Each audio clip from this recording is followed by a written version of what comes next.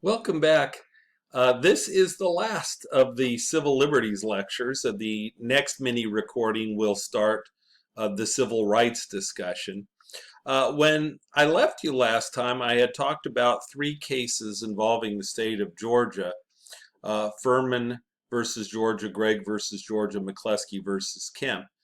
And as you know, the Supreme Court became a more conservative court after 1987, and you might expect that as the court grew more conservative, perhaps they would strengthen the death penalty. But surprisingly, and this is one of the bigger surprises in my teaching career, even though the Supreme Court overall has become more conservative, I think you can actually make the argument, and I think that if I were writing notes to myself in the margin, I might write that the Supreme Court has actually chipped away at the death penalty a little bit.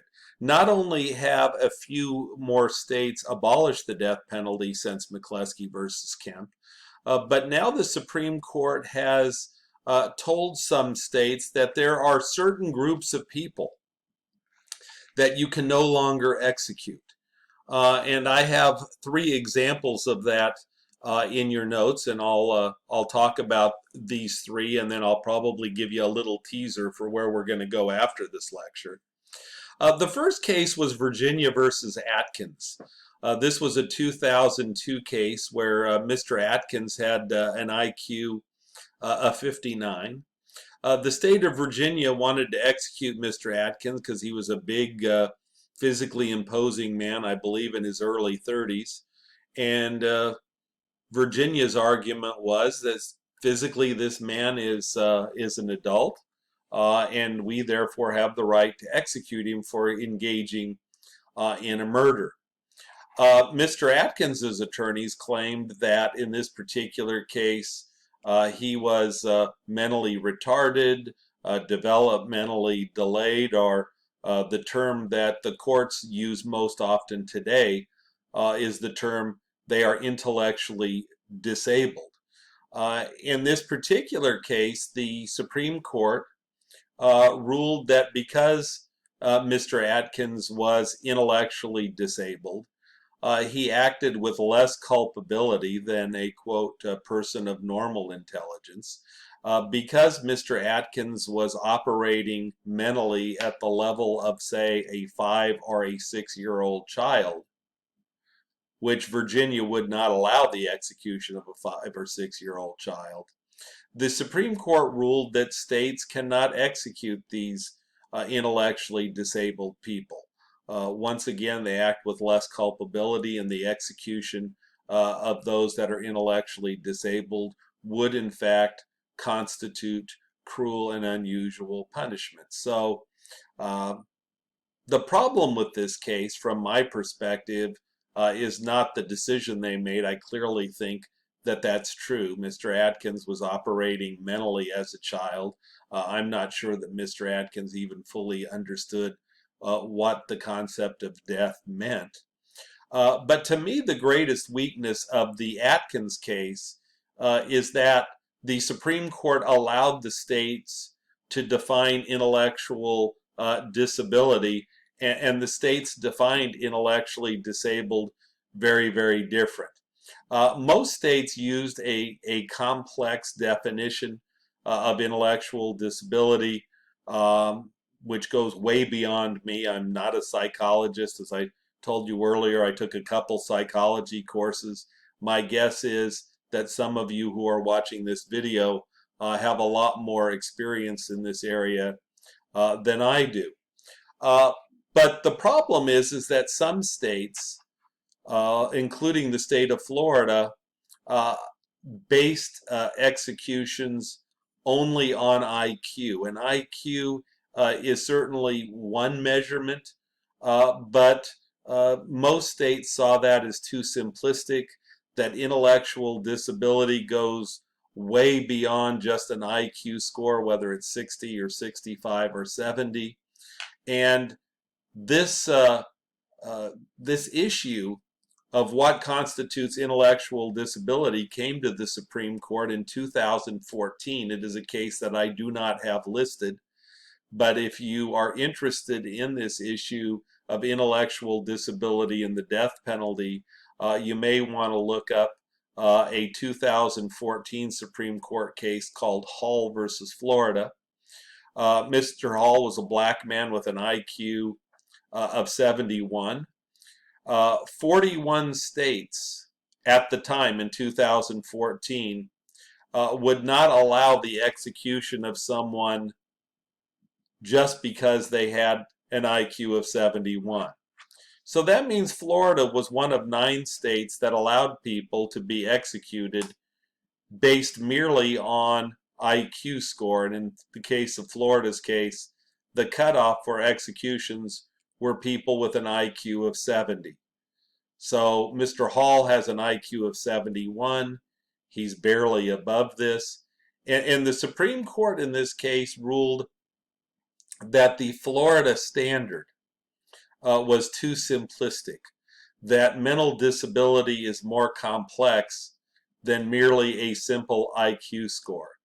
And so Florida was told, you are going to have to adopt a standard that has that's multi-dimensional, that takes into account multiple standards. Certainly IQ can be one of many standards that goes into defining intellectual disability, but we are not going to allow you to define intellectual disability based only on an IQ of 71. So basically Virginia versus Atkins established the standard that people who are intellectually disabled cannot be executed. It violates the Eighth Amendment, but there certainly is some ambiguity even to this day about what defines intellectual disability, and it varies a bit from state to state. The second case is more straightforward, although in many ways it's a more heinous case. I talked about this case earlier when I was illustrating the Supreme Court, the case of Roper versus Simmons. Most states in 2005 would not allow the execution of people who were under the age of 18. 6 states, including the state of Missouri, allowed for the executions of people who, if they were 16 or older when they committed the murder, they could be executed. So we have a pretty nasty character, Christopher Lee Simmons, who was a high school junior. He was a 17-year-old who kidnapped his neighbor, hogtied her, and threw her off a bridge, killing her. Mr. Simmons's attorneys argued that the execution of a 17-year-old constituted cruel and unusual punishment. And this was the case, remember, that I mentioned earlier when I talked about amicus briefs. This was the case where the American Psychological Association wrote a very comprehensive brief in which they urged the Supreme Court to not allow this execution, that in this particular case we believe that juveniles have fundamentally different brains than adults, that juveniles act with greater impulsivity, they are less cognizant of the long-term consequences of their actions, that brain development in human beings does not even begin to plateau until one's early 20s and does not fully plateau until one's middle 20s. And therefore, the American Psychological Association urged the Supreme Court to not allow the executions of Mr. Simmons, even though the execution was premeditated. The details associated with the murder were incredibly graphic. And the Supreme Court looked at the brief of the American Psychological Association as expert testimony. In this particular case, the Supreme Court relied heavily on this amicus brief, and the Supreme Court ruled that states can only execute murderers who are at least 18 years of age when they committed the crime. So in Atkins, the Supreme Court restricted the death penalty, saying, Virginia, you cannot execute somebody who you are claiming is mentally retarded. Now the term being used is intellectually disabled. The Supreme Court, 3 years later in 2005, said states, in this case Missouri, you cannot execute a juvenile, you cannot execute a 17-year-old murderer. And the last statement on this issue is in the third case. The third case is Kennedy versus Louisiana. The state of Louisiana passed a law, I believe about 10 years, maybe it's 15 years earlier, that allowed for the execution of child rapists. In this case, Mr. Kennedy engages in a brutal child rape of his 8-year-old stepdaughter. The attack was incredibly savage, and if you read the facts of this case, if you go to look it up, it's incredibly brutal.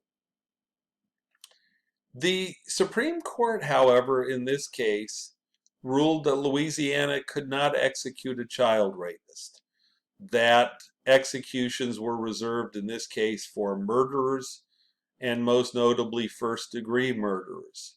As I read the case in Kennedy versus Louisiana, I actually believe that the crime committed by Patrick Kennedy, the rape of this 8-year-old girl repeatedly, was an even more savage crime than murder itself. But the Supreme Court ruled very differently, and so non-murderers cannot be executed. Now, the one area since 2000 where death penalty proponents, that is to say people who are for the death penalty, have received a victory comes from my home state. There was a very, very closely watched Supreme Court case also in 2008 called Bays versus Reese. The state of Kentucky was called into court for their lethal injection process of execution. And the reason that this case was watched so closely was that the lethal injection process used by the state of Kentucky is a lethal injection process that is used in many states, including the state of California. And so a lot of states were trying to think, what if the Supreme Court strikes down the lethal injection process used in Kentucky? Would we go back to, say, a firing squad as exists in the state of Utah? Maybe would we go back to hangings, which is something that had occurred at one time in the state of Washington? As it turned out, the Supreme Court allowed the lethal injection process of execution. They reiterated their position that they had used in Gregg versus Georgia, and that is that executions per se are not unconstitutional. In other words, in this particular case, we do not believe that the lethal injection process of execution being used by the state of Kentucky and by most states, we do not believe that it's cruel. We do not believe it's unusual. We do not find that executions by their very nature are cruel or unusual. We have found that executions against particular groups of people, against intellectually disabled people, that's cruel and unusual. Against juveniles, yes, that's cruel and unusual. Against non-murderers, yes, that is cruel and unusual. But we find that the execution of adult murderers who are in their right mind, who are not intellectually disabled, that is a legitimate exercise of executions and of the death penalty, and that the death penalty is not cruel and unusual. And so even though the Supreme Court has chipped away at the death penalty by not allowing certain groups to be executed, executions are still legal. Executions are not cruel and unusual in the mind of the Supreme Court. I've already told you my opinion. If I were a Supreme Court justice, I would vote to abolish it, not because it's cruel and unusual, but because it violates the Equal Protection Clause of the Constitution.